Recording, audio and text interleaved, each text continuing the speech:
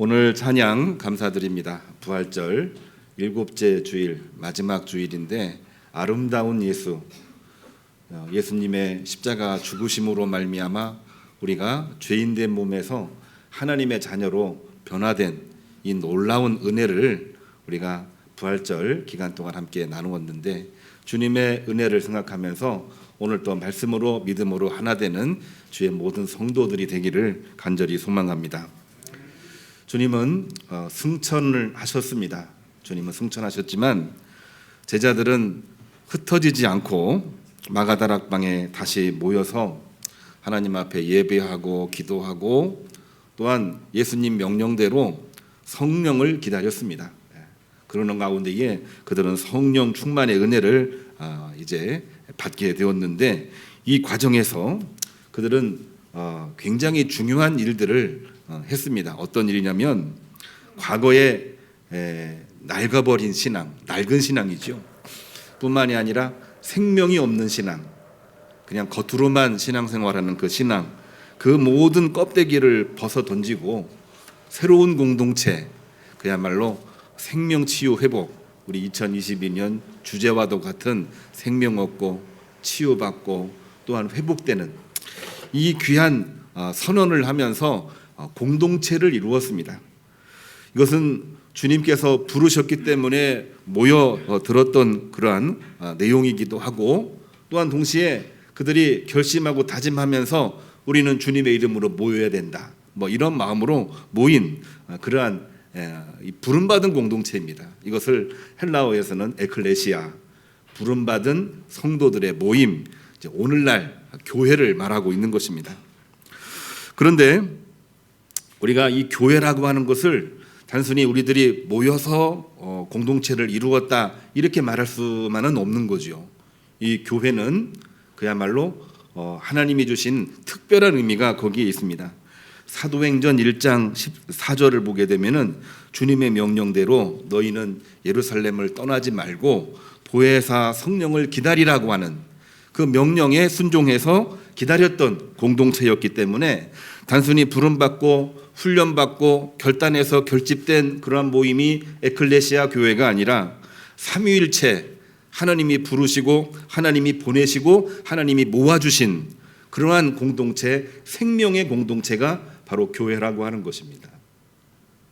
오늘날 우리는 교회 와서 예배드리고 있는데 내 믿음으로 온 것도 있지만 엄밀히 보게 되면은 하나님이 이미 예정하시고 부르시고 모으시고 이 시간 함께 하셨기 때문에 우리가 이 자리에 모인 것이라고 하는 것입니다.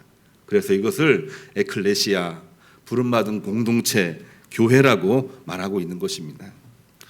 오늘 임바울 집사님이 낭독한 세 가지 본문을 보면 요한복음 17장, 주님께서 아버지 하나님께로 가시면서 제자들과 무리들, 이들이 이제 훗날 교회 공동체, 교회의 일원이 되지요. 이들에게 하시는 말씀이 오늘 요한복음 17장에 나와 있는 내용입니다. 어떤 말씀을 하셨냐면 13절을 보면은 주님의 구원의 기쁨이 그들에게 넘치기를 간절히 소망했습니다. 14절을 보면은 그것 때문에 세상으로부터 미움받는 여러 가지 박해가 있을 수 있으나 그러한 중에도 악에 빠지지 말고, 그러한 중에도 죄짓지 말고 살기를 바라고, 16절을 보면은 제자들이 그야말로 거룩함, 모든 세상들과 구별되는 삶을 살아가기를 원했던 그 내용을 예수님께서 요구하고 계신 것입니다. 우리들의 모임, 사실은 성도들의 모임이죠. 성도들의 모임인데 우리의 의지와 결단으로 모인 것만은 결코 아니고, 그거를 뛰어넘어서, 그거를 다 포함을 해서 하나님이 부르시고 인도하신 그야말로 세상과는 구별되는 거룩한 모임이라고 하는 것을 우리는 다시 한번 확인을 해야만 되겠습니다. 창세기 28장의 말씀도 마찬가지입니다. 우리가 너무나 잘 알고 있는 야곱의 서원기도지요. 이 서원기도는 하나님 앞에 내가 지킬 약속을 정하고 하나님이 은혜 주시기를 간절히 청원하는 그러한 기도를 서원기도라고 하는데, 이 서원기도 아무나 하는 게 아니지요.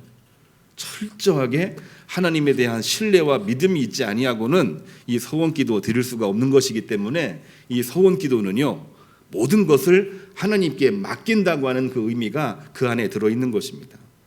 나를 오래전부터 예정하셨고 하나님이 지금 이 순간에도 나와 함께하고 계시고 앞으로도 영원히 하나님께서 함께하실 줄로 믿고 서원하여 드리는 기도이기 때문에 단순히 내 소망을 하나님 앞에 조건으로 걸고 드리는 기도가 아니라 전적으로 하나님 앞에 모든 것을 맡기고 의뢰하는 기도가 서원 기도가 되는 것입니다. 엄밀히 보면 야곱이라는 인물이 하나님의 은혜를 입을 만한 그러한 환경은 결코 아니었습니다. 꿈을 너무나 많이 꾸었지만 그 꿈이 이 야곱에게는 욕심과 이 오만으로 이어져서 형들을 무시하고 세상을 무시하는 마음으로 가게 되었다고 하는 것, 우리가 너무나 잘 알고 있죠. 결국에는 그 욕심과 욕망이 많아져서 형 에서의 장자권을 몰래 탈취하는 그러한 죄를 저지르게 되고 결국에는 형을 피해서 바단 아람 외갓집으로 도망하게 되는 그러한 일이 야곱에게 벌어졌다고 하는 것입니다. 이른바 죄짓고 쫓겨나는 이 야곱을 말하고 있는데, 이러한 야곱에게 하나님은 하늘 사다리의 은혜를 주시죠. 루스라는 지역에서 꿈을 꾸었는데 그야말로 하나님께서 천사가 오르락 내리락 하는 것을 보여주심으로 말미암아 내가 너와 함께 하고 있느니라, 이것을 보여주신 것이 하늘 사다리의 은혜 아니겠습니까? 그 은혜를 주셨고 그 이후로부터 내가 어디를 가든지 아브라함에게 약속한 모든 거 다 이룰 것이다. 다시 말해서 거룩한 백성으로 살아가게 하셨고 거룩한 백성으로 살아가라고 하는 메시지를 이 야곱에게 주셨다라고 하는 것입니다. 야곱은 어떻게 했을까요? 정말 너무나 하나님 앞에 감사하고 부끄럽고 죄송스럽고, 아니 내가 하나님의 은혜가 없이는 살 수가 없다는 고백을 하면서 하나님 앞에 감사하며 서원의 기도를 드린 것이 그 유명한 야곱의 서원 기도입니다. 야곱의 서원 기도 우리가 알고 있지만 한 번 더 말씀을 드리면 창세기 28장 20절이죠. 하나님이 지금까지도 함께 하셨는데 앞으로도 저와 함께 해주신다고 한다면은 여호와가 나의 하나님이 되실 것이요, 내가 영원히 하나님만을 모시겠습니다. 뿐만이 아니라 기둥으로 세운 돌이 하나님의 집이 될 것이며 성전이 되고 교회가 될 것이라는 말씀을 했습니다. 그리고 하나님이 나와 함께 해주시면은 내가 일평생 10의 1조를 하나님 앞에 드리겠습니다. 이 서원 기도를 하고 있는 내용들인데 아까도 말했지만 우리가 우리의 필요를 위해서 하나님 앞에 서원 기도하는 것이 아니고요, 내 필요도 분명하게 있지만 하나님이 함께 해주신다는 믿음을 가지고 모든 것을 하나님 앞에 맡기고 의지하겠다는 결단이 야곱의 서원 기도 속에 들어있는 것입니다. 다른 말로 하면은 하나님 앞에서 거룩한 삶을 살겠습니다 라고 이렇게 결단을 하고 있는 것이죠. 로마서 8장 35절 세 번째로 읽은 말씀입니다. 사도 바울은 부름받은 성도들은, 그러니까 로마 교회 교인들을 말하고 있죠. 그들은 부름받은 공동체 로마 교회 교인들이었습니다. 세상에 그 어떠한 환난이라고 할지라도 주님의 사랑으로 넉넉히 이길 수 있으니 거룩함을 가지고 살라, 이 메시지를 전하고 있고요. 천상의 어떤 것도, 아까는 세상의 환난이라고 말했지만은 두 번째로는 그 천상의 어떤 것도 하나님의 사랑에서 끊을 수 없다며 로마 교회 교인들을 향하여 아무리 복잡하고 아무리 감당이 안 되고 아무리 정말 속에서 막 분노가 막 나온다고 할지라도 성도들은 거룩함으로 구별된 삶으로 하루하루를 살아가기를 간절히 바랍니다. 하나님의 사랑은 지금 이 순간에도 우리와 함께 하고 있고 천상이나 천하의 그 누구도 끊을 수가 없습니다. 하나님에 대한 믿음을 가지고 거룩함으로 살아가기를 간절히 바랍니다. 오늘 우리에게 주시는 하나님의 말씀이었습니다. 오늘 우리 어른들에게도 목장 예배 교환에 그 내용이 들어있고요, 우리 어린이부 청소년부 우리 말씀에도 우리를 지키시고 함께 하시는 하나님에 대해서 분명하게 메시지를 전해주고 있는 내용이기도 합니다. 우리가 이 땅을 살아가는 동안 성도라고 한다면, 하나님 백성, 하나님의 자녀라고 한다면 분명하게 이야기할 것이 한 가지가 있습니다. 그것은 거룩함입니다. 거룩함은 구별된 삶을 말하고 있는 것입니다. 성경에 거룩하다고 하는 표현이 몇 번 나오냐면 907회가 나오고 있습니다. 엄청나게 많이 나오고 있죠. 엄청나게 많이 나오고 있습니다. 그 중에서도 대표적인 말씀, 우리가 거룩해야만 되는 이유를 말씀해 주시고 있는 말씀이 구약에 한번 나오고 신약에 한번 나오거든요. 이 레위기 11장 45절을 보면은 하나님께서 하시는 말씀입니다. 내가 거룩하니 너희도 거룩할지니라. 이 말씀이 하나님이 하신 말씀이에요. 여기 보면은 이 거룩이라는 단어 히브리어는 뭐라고 나왔냐면요, 카도시라고 하는 단어를 쓰고 있는데 우리가 일반적으로 알고 있는 순결이라는 그 의미보다 훨씬 더 성스러운 표현으로서 카도시라고 하는 것을 쓰고 있습니다. 그러니까 이 성스러움, 거룩함은 하느님과의 관련이 없이는 설명할 수가 없는 거룩함이라고 하는 것을 말해주고 있는 것이죠. 신약 성경 베드로전서 1장 16절을 보면은 베드로가 편지한 그 내용인데 아마 구약 성경을 인용을 해서 편지한 내용으로 우리가 이제 이해할 수 있는 부분입니다. 똑같이 말씀을 했어요. 내가 거룩하니 너희도 거룩할지니라. 하나님이 주신 말씀과 똑같이 베드로도 분명하게 얘기합니다. 내가 거룩하니 여러분들도 거룩하시기를 바랍니다. 여기는 신약 성경이기 때문에 히브리어가 아니라 헬라어잖아요. 헬라어에서는 하기오스라고 하는 단어를 쓰고 있는데 이거는 아주 간단하게 표현하고 있습니다. 뭐냐? 하나님에 대한 두려움 속에서 발생하는 구별됨이라고 이야기를 하고 있는 것입니다. 하나님을 사랑하고 하나님이 두려워서 내가 구별된 삶을 살아야 된다라고 하는 그 다짐과 결단을 말할 때에 이 거룩함이라고 말하고 있는 것입니다. 이거를 하나로 요약을 해보게 되면 하나님을 두려워하며 세상 삶의 양식과는 구별된 삶을 살아가는 것입니다. 하나님을 두려워하면서 오늘날 수많은 일들이 우리 앞에서 벌어지고 있지만 하나님을 두려워하면서 나는 하나님과의 깊은 결속을 가지고 살아가겠습니다. 이렇게 말하고 있는 것이 거룩한 삶, 거룩함이라고 하는 것을 말해주고 있는 것입니다. 오늘날 우리 현실의 모습을 보면 가슴 아플 때가 참 많습니다. 지난번 대통령 선거 끝나고 다음 주에는 지방선거 하는데 그때와 지금을 비교해 보면은 달라진 게 하나도 없어요. 정권도 바뀌었는데 세상도 바뀌었는데 코로나로 역사를 구분하고 있는데 코로나가 아주 많았을 때와 지금은 해결돼 가고 있는 분위기, 모든 것들이 다 바뀌고 있는데 변하지 않는 것은 우리들의 마음이 변하지 않고 있다는 것. 오늘 한번 회개하면서 이야기를 해보려고 합니다. 보수와 진보와의 갈등, 신세대, 구세대와의 갈등, 심지어는 남자와 여성 간의 이 갈등, 수많은 여러 가지 대립점들이 있는데 이렇게 여러 가지 모습들이 있지만 그 중에 공통적으로 우리가 짚고 넘어가야 되는 거 한 가지가 저는 있다고 생각이 됩니다. 거짓이 너무나 많았습니다. 차별도 너무나 많았습니다. 그리고 표현으로 우리가 듣고 있는 내용을 보게 되면은 혐오스러운 그러한 표현들이 얼마나 많은지 알 수가 없어요. 세상은 다 변하고 있는데 우리 인간의 마음은 하나도 변하지 않습니다. 하나도 변하지 않습니다. 요즘 많이 외출을 하지 않습니다만 교회 행사로 이곳저곳을 다닐 때에 이 지방에 붙어 있는 여러 현수막들을 봤는데 아마 지방선거 현수막들인 것 같아요. 다들 자기 PR을 하느라고 설명이 나와 있는데 그 표현 중에 빠지지 않는 하나의 표현이 있더라고요. 특정 후보 여나 야나 말할 것도 없이 전부 다 전과자랍니다. 전과자. 전과자가 안 들어가 있는 현수막이 거의 없을 정도예요. 전과자로 우리가 선거를 뽑습니까?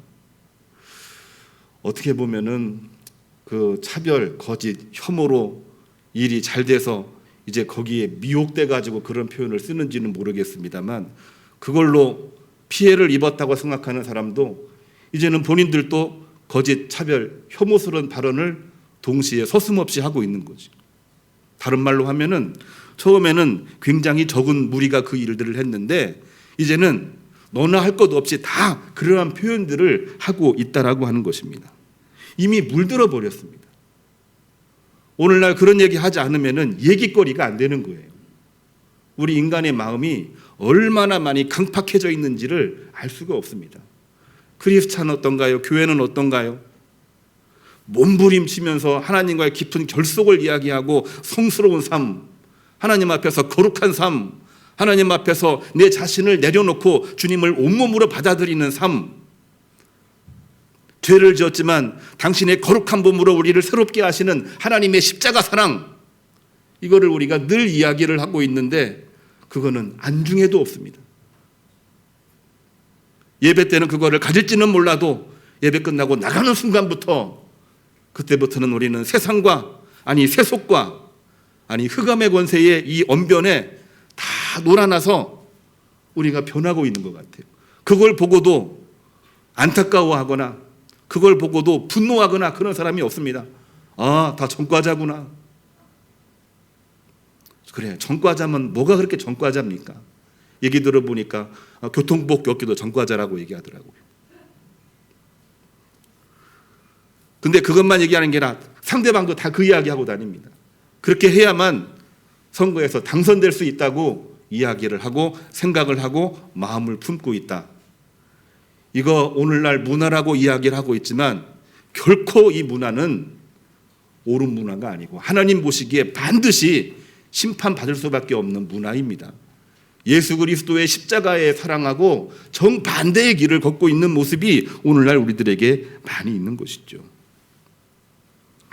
그런데 더 큰 문제가 있습니다. 우리 믿는 사람들이 문제입니다. 신약 있는 사람들이. 남들은 다 그렇게 살고 있고 세상은 그렇게 흘러가고 있는데 왜 우리만, 왜 나만 거룩하게 살아야 됩니까? 이런 이야기를 하고 이러한 마음을 품고 있을 때가 너무나도 많다는 거지요. 그런 생각 안 드십니까? 저만 들었나요? 그런 얘기를, 그런 마음이 안 들었다고 한다면은 정말 하나님께서 기뻐하시는 거룩한 삶을 살고 있는 분이라고 저는 아주 단호하게 말씀을 드리고 싶습니다. 거룩하게 산다고 하는 것이 이처럼 어렵고 거룩한 삶으로 살아간다는 것이 이처럼 눈물겨운 일들이 아닐 때가 없는 바로 그러한 시기가 오늘날의 시기이죠. 우리는 그렇습니다. 주님 부르시는 그날까지 소명사명 지고 가겠습니다. 주님 부르시는 그날까지 믿음으로 살겠다 말하고 있지만 우리는 오늘 하루도 잘 죽지 않고 내려놓지 않는 그러한 삶을 살고 있을 때가 너무나도 많이 있는 거죠. 왜 그렇습니까? 주님께 순종하는 충분한 자기 부정이, 자기 부인이 없기 때문에 그렇습니다. 자기 부인, 자기 부정을 하지 않아요. 어떻게 자기 부인하지 아니고 자기를 부정함이 없이 신앙을 가질 수 있다라고 말하고 있습니까? 자기를 부인함이 없기 때문에 하나님이 안 보이는 겁니다. 주님이 안 보이는 거고 십자가 안 보이는 겁니다. 세상 사람들이 하는 것처럼 똑같이 세상 사람 한 것보다 오히려 한술 더 떠서 나갈 때가 얼마나 많은지 알 수가 없어요. 그냥 되는 거 아니죠.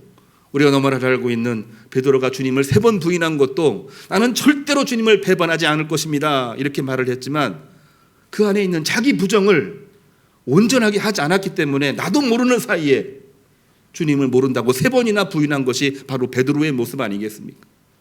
우리가 주일날 예배 때 아무리 결단하고 나는 주님의 말씀대로 살겠습니다 이렇게 이야기를 하고 있지만 예배 끝나고 나가게 되면은 언제 그랬냐는 듯이 내가 변화되고 내가 세속에 물드는 것이 이건 너무나도 자연스러운 것이죠. 구약 성경의 맨 마지막 말씀이 말라기입니다. 말라기 선지자가 암흑의 시대, 어둠의 시대에 가장 악랄하고 죄스러운 모습을 고발하는 장면이 나와 있는데요. 말라기 2장 17절을 보면은 이렇게 표현되어 있습니다. 제가 한번 천천히 읽어보겠습니다. 너희가 말로 여호와를 괴롭게 하고도 이르기를 우리가 어떻게 여호와를 괴롭게 드렸나이까 하는도다. 하나님을 힘들게 하고 나서 내가 언제 하나님을 힘들게 했습니까? 이런 말을 하고 다닌다는 거예요. 누가? 이스라엘이요. 누가요? 믿는 사람들이. 너희는 말하기를 모든 악 행하는 자는 여호와의 눈에 좋게 보이며 왜 그들이 잘되고 성공합니까? 하나님 보시기에 좋게 보이니까 성공하는 거 아닙니까? 물질, 권력, 만문주의로 물들었던 그들이 좀 잘 되는 것 같으니까 하나님 눈에 좋게 보이는 거 아닙니까? 이런 말을 하고 다닌다, 이렇게 고발을 하고 있는 것입니다.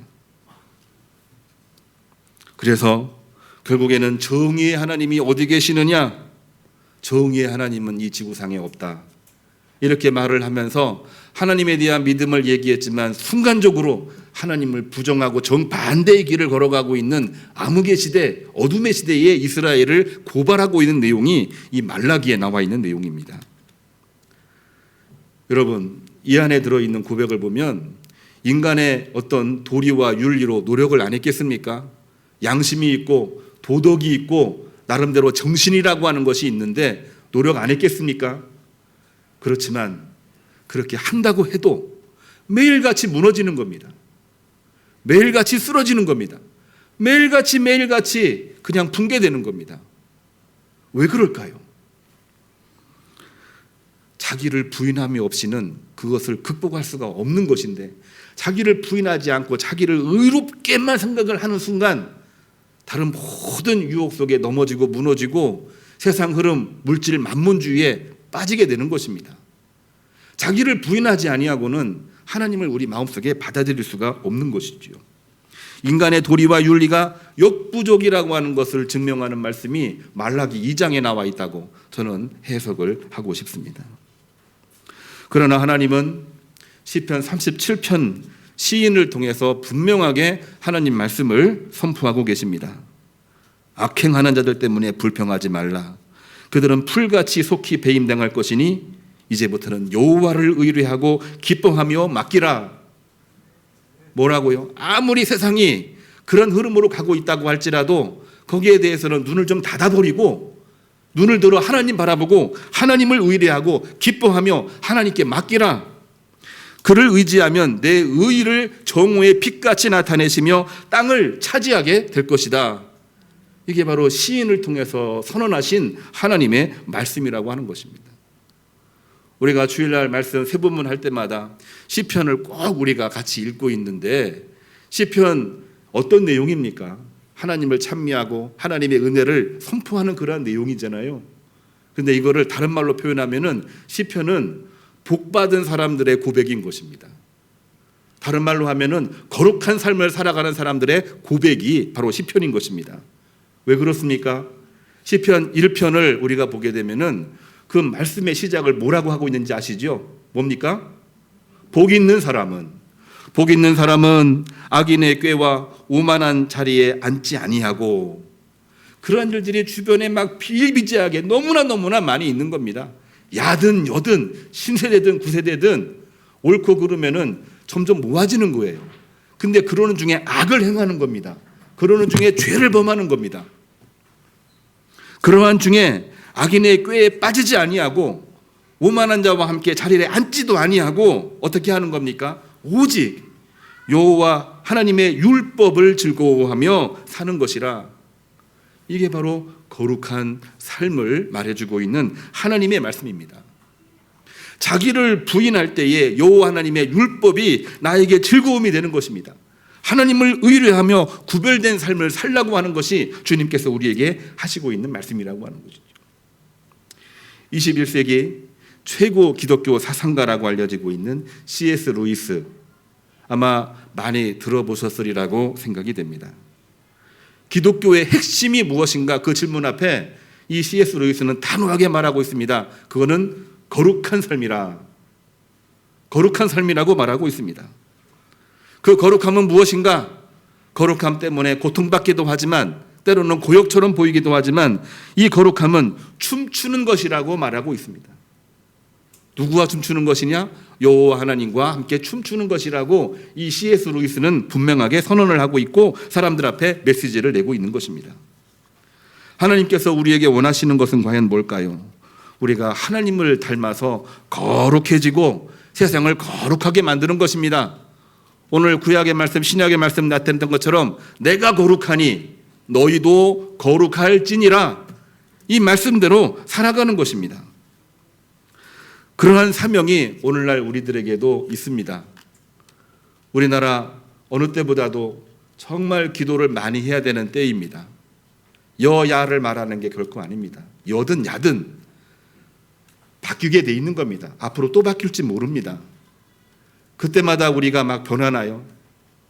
우리는 하나님과의 결속된 성도들입니다. 어떠한 상황에 있든지 우리는 하나님의 도를 가지고 하나님의 이 깊은 결속 속에서 거룩하고 성스러운 삶을 살아가야 되는 성도들이 되는 것입니다.